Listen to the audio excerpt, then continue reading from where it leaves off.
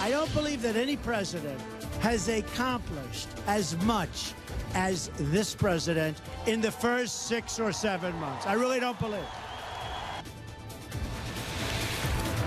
Well, welcome back, everyone. We're live on the West Coast, and our panel is still with us. I want to go straight to Peter Mathews, who is our political science buff. Peter, straight to you. You heard what the president said. No president has accomplished as much as he has.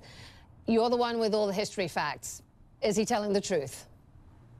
Absolutely not. I mean, he can think that or dream it, but if you look at other presidents who have accomplished some real, not a significant piece of legislation was passed or signed by Congress or signed by him in these last 6 months. Mostly executive orders, which were just miniature, minor things to do, and he was not able to get anything through Congress. And we need action right now with the economy. We need action with education, with health care, and he's failed on all those accounts, unfortunately, for him, but also for the United States, for the American people. So I would say he's exaggerating considerably. Okay, because I don't want to ask you guys, because clearly we know what you're going to say. We know where you're going. So I want to now move on to McConnell and this feud. No, oh, really? It's just over 6 months. Yeah, okay. Look, we want to move on to because there's this open feud now between Mitch McConnell, the majority leader in the Senate, the Republican majority leader in the Senate, and Donald Trump. The New York Times is reporting they haven't spoken for weeks, adding this. Angry phone calls and private bad-mouthing have devolved into open conflict, with the president threatening to oppose Republican senators who cross him, and McConnell mobilizing their defense. So, John, to you, politics is about addition, it's about adding to your base, it's about finding friends, it's about growing your support. This president is doing the absolute opposite of that, it seems.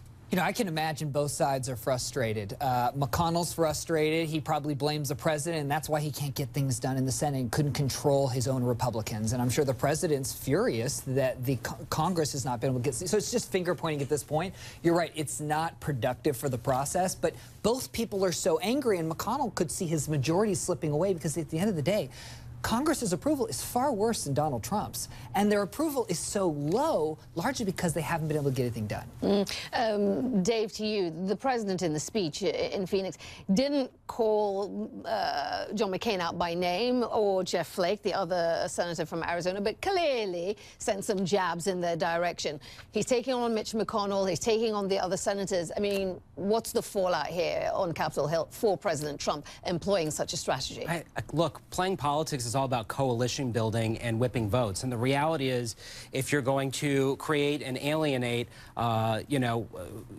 with folks in your own party, whether it's Jeff Flake or John McCain, or Susan Collins was on one of the networks the other day who said that she's not even in a position where she'd be willing to endorse the president in 2020. So the reality is, if he can't get to 51 votes, or even to 50 votes, right? Because it's unprecedented that you've had the vice president come in and be the tiebreaker. But if you can't count to 50 plus 1 votes, you can't get anything done. That means he can't deliver on his agenda. And ultimately, what that means is the supporters that he's built up and that he's, carried throughout his campaign, and the 34% that he's sort of maintained, that's going to start to erode even further. And also, McConnell is tougher than a $2 steak.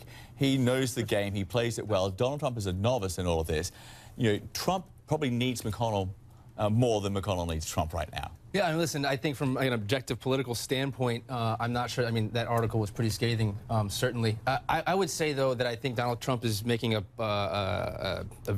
making a political judgment, one that he's made, I think, to the thus far in his campaign and certainly in his presidency, is that he's trying to isolate enemies, so to speak.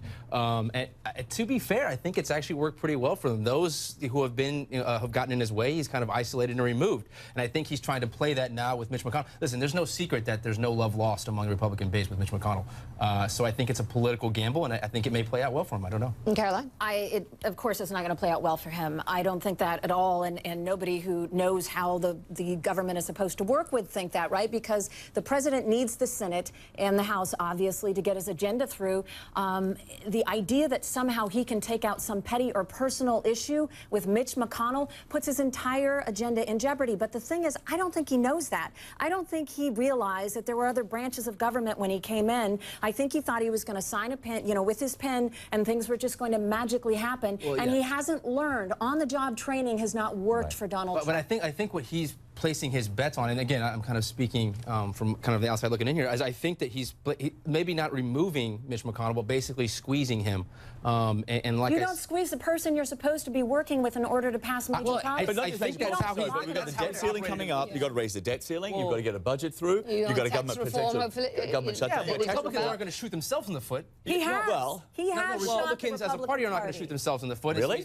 He's basically playing that gamble. Okay. Well, the reality is, Russian you've got look. I mean, you've got in the House, you've got the House Freedom Caucus. They're going to have massive demands, of course, with the debt ceiling. Right? They're not going to want funding for Planned Parenthood. But then if you strip that out, then you're going to have the moderates in the House. Right? You're going to have all this chaos and dysfunction with the House. And then in the Senate, you still have to count to 50+1, whether it's the Nevada Senator Dean Heller or a number of other folks. Right? He's going on and proactively attacking these folks. Good way to get to impeachment if you get rid of those two senators. We're going to break. I was going to say, chaos and dysfunction is a good place to leave it. Peter, stay with us. We're going to get a quick break in once again. You're watching CNN. We're live. We're very live. Yes, very lively as well.